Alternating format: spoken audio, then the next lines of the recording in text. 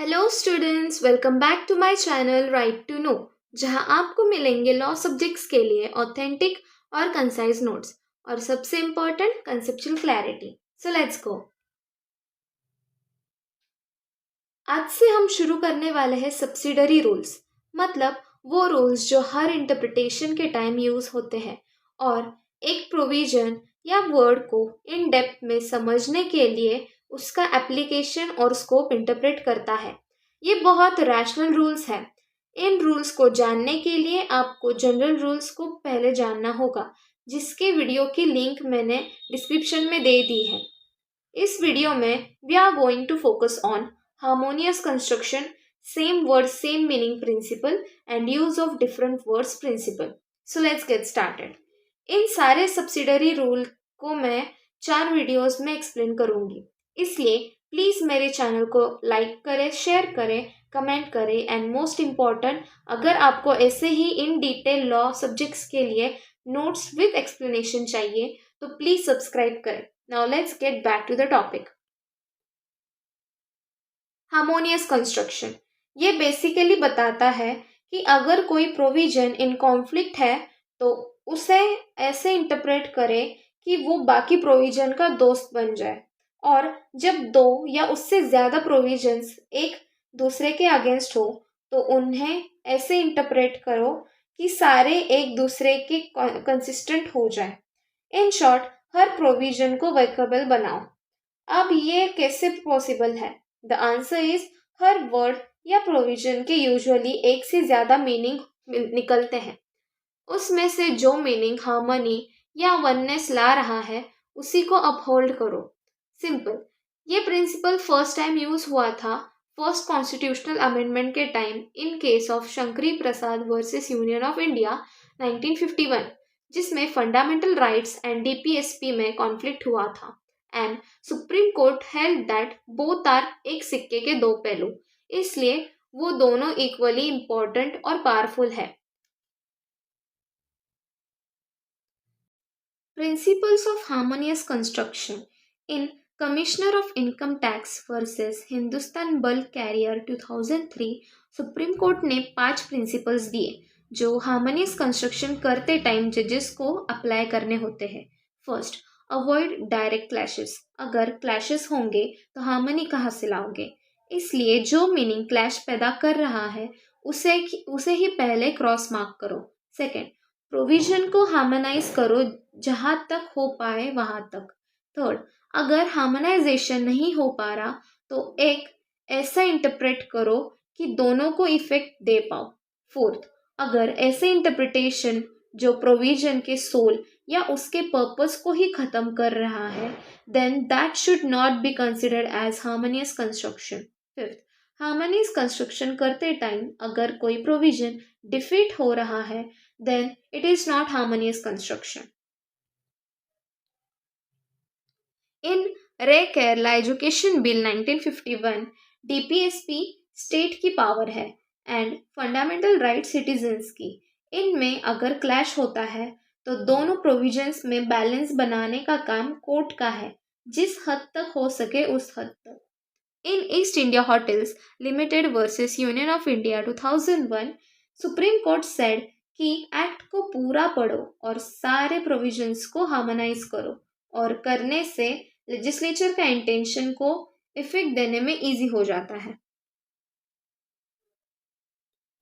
In State of Rajasthan versus Gopi Kishan Sen 1992, इस case में गोपी किशन सेन ने अथॉरिटी को स्यू किया क्योंकि उन्हें ट्रेन टीचर की सैलरी चाहिए थी। कोर्ट ने कहा, तुम अभी अनट्रेंड हो और जो सैलरी तुम्हें मिल रही है वो सही है। एक बार ट्रेंड हो जाओ तब तुम्हें ट्रेन टीचर की सैलरी मिल जाएगी। In Keshav Nand Bharati versus state of Kerala 1973, इस केस में आर्टिकल 13 ऑफ कॉन्स्टिट्यूशन जिसमें लॉ की डेफिनेशन है और आर्टिकल 368 जिसमें अमेंडमेंट की अनलिमिटेड पावर दी है पार्लियामेंट को, तो इन दो प्रोविजन को सॉल्व किया गया था bye involving doctrine of basic structure. बहुत इंपॉर्टेंट केस है फॉर ऑल। इस पे सेपरेट वीडियो चाहिए तो comment please. Now same word same meaning. In short ये प्रिंसिपल बोलता है कि अगर एक स्टैट्यूट में सेम वर्ड हो अलग अलग प्रोविजंस में तो उनका मीनिंग सेम है, अनलेस उसमें से किसी वर्ड का मीनिंग कॉन्टेक्स्ट के हिसाब से अलग है। कॉन्टेक्स्ट मतलब उस वर्ड के आसपास वाले वर्ड्स या प्रोविजंस। बट अगर सेम वर्ड एक ही प्रोविजन में अलग अलग प्लेस पे आ रहे हैं तो उनका मीनिंग डिफरेंट होगा। ये चीज़ें एक्सेप्शन है इस रूल के। In Shamrao Vishnu Parulekar versus the District Magistrate Thana 1957, ये जो मैंने एक्सेप्शन बताया पिछले स्लाइड में उसी का कंटिन्यूएशन है ये। इस केस में बोला कि अगर हमने उन दोनों वर्ड्स को डिफरेंटली लिया और उस प्रोविजन का पर्पस ही डिफीट हो गया तो इस सिचुएशन में उन दो वर्ड्स के मीनिंग को हम एक ही मानेंगे और उन्हें दोनों को एक साथ ही इफेक्ट देंगे।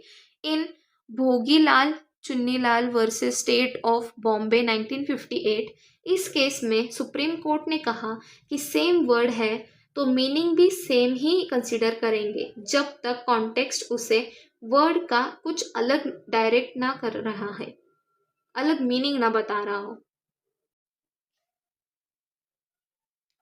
इन Maharaj Singh versus state of UP 1967, इस केस में वेस्टेड और वेस्ट जो सेम वर्ड है उनका मीनिंग अलग अलग इंटरप्रेट किया। सुप्रीम कोर्ट ने कहा वेस्टेड वर्ड है वो पूरा परमानेंट नेचर का है और vest temporary. In Ram Narayan More versus state of Maharashtra 1964, इस केस में जो एक्सेप्शन बताया मैंने वही अपहेल्ड किया सुप्रीम कोर्ट ने। Use of different words. अगर अलग अलग वर्ड्स जो यूजुअली जिनके मीनिंग सेम माने जाते हैं अगर प्रोविजन में हो तो ऐसे प्रिजम्पशन है कि लेजिस्लेचर ने इन्हें डिफरेंट सेंस के साथ यूज किया है, क्योंकि अगर सेम सेंस से यूज किया होता तो दोनों में से एक ही वर्ड को वो यूज करते, like same word same meaning. But ऐसा नहीं किया है, मतलब मीनिंग अलग अलग हो सकता है। अगर दो स्टैट्यूट सेम सब्जेक्ट मैटर पे बातें कर रहे हैं बट दोनों की लैंग्वेज डिफरेंट है तो दोनों को उन्हीं के लैंग्वेज में इंटरप्रेट करो।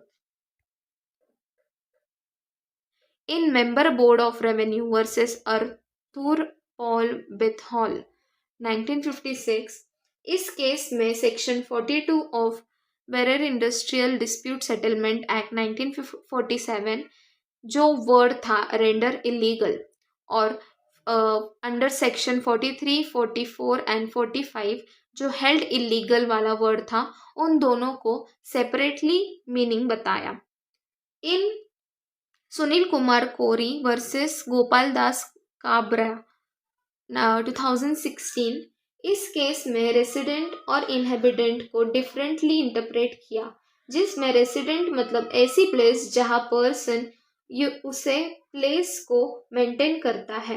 इन शॉर्ट मेरा घर। इनहेबिटेड मतलब बाकी प्रॉपर्टी जो यूजुअली रेसिडेंस के लिए यूज हो सकती है, एग्जाम्पल मेरी प्रॉपर्टी इन दिल्ली, फ्लैट वगैरह। In Colter Hall versus Board of Trade 1961, अगर कोई लॉन्ग और कॉम्प्लिकेटेड स्टैट्यूट जैसे कि टैक्सिंग स्टैट्यूट हो तो उसमें इस रूल को इतना इम्पोर्टेंस नहीं देते, क्योंकि ये सारे स्ट्रिक्ट इंटरप्रेट किए जाते हैं जिसमें स्कोप को बढ़ाना या घटाना स्ट्रिक्टली प्रोहिबिटेड है। इन रामदास विठल दास दोरबर वर्सेस अमरचंद एंड कंपनी 1916, ये रूल जो पर्पस है स्टैट्यूट का उसके सबऑर्डिनेट है। अगर पर्पस बोले कि अलग वर्ड्स बस उसके सेम मीनिंग निकालो तो सेम ही निकालना पड़ेगा। Thank you so much for watching. Please do like, comment and share this video. और अगर आपको मेरे वीडियोस पसंद आ रहे हैं तो प्लीज़ सब्सक्राइब। मिलते हैं अगले वीडियो में, तब तक के लिए बाय बाय।